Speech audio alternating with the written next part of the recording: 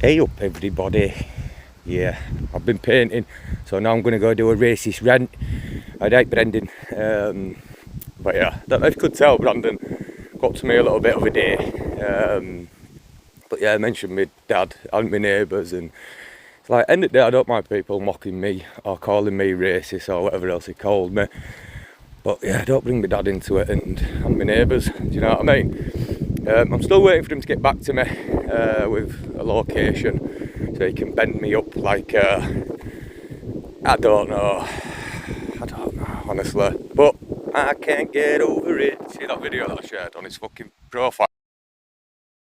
And I'm still not over it. I'm just not over it. Over it. I'm just not over it. Over it. And I'm still not over it.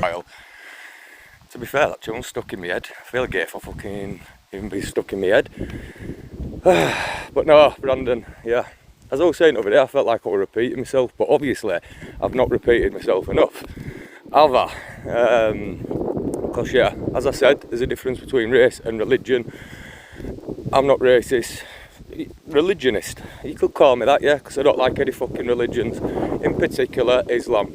And again, I make no fucking qualms about that. But over there as well, when I was replying to Brandon, and he's like, oh, you get mad at people for being in graveyard and you don't like Muslims. And then I went, there's some people over there visiting a grave. I didn't even point it out, but they were actually Muslims. But yeah, that's me, who hates Muslims and shouts at everyone in graveyard. Hey, but no, if you're visiting, fair enough. If you're in here doing burnouts and shit, no, fuck you. So yeah, but yeah, again, it just did me head in. And then when he said that as well, he said something about, why don't you just move away? Do you know that, there's a word for that. It's called white flight. That's what's happened in East London and places like that.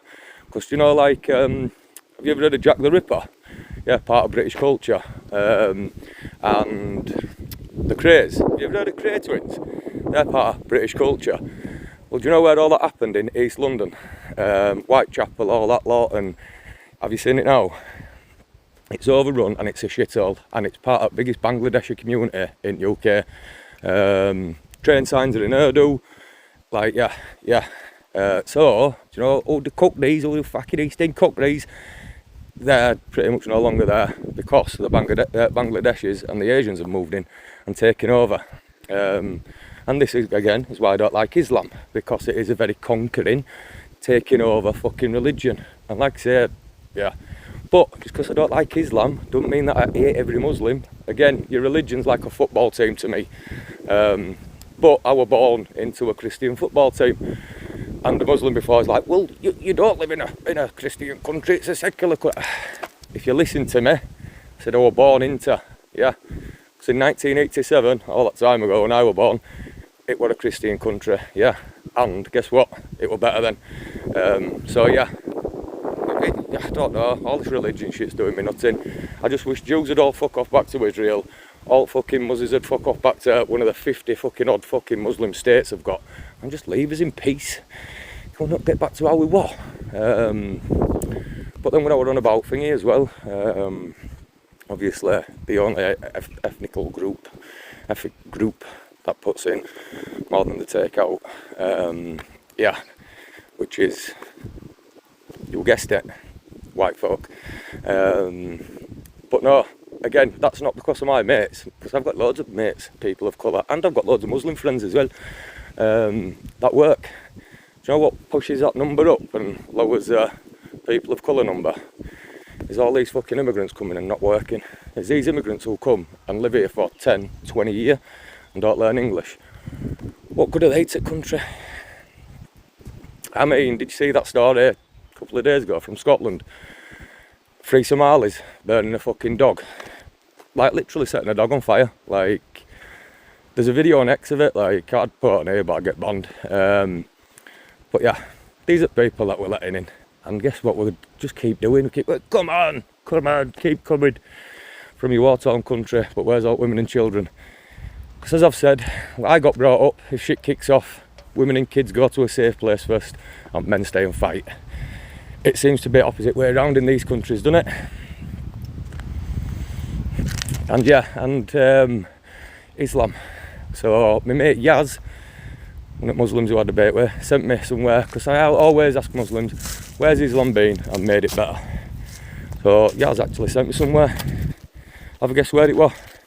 Remember, Islam's, as I was saying before, Snapchat rudely cut me off. No, my mate Yaz, Muslim who I debate with, I asked him, same as I ask every other Muslim, tell me anywhere on this planet where Islam's been and it's benefited. And Yaz actually found me somewhere. Like I say, do you want to guess where it is? Have a guess. Right, it's Islam. It's made somewhere better. Yeah. Have you had your guess? What did you think? Somewhere in Middle East? Syria? Something like that? No. Philadelphia. Philadelphia in America. And I looked into it, and at first I was like, he's got a point.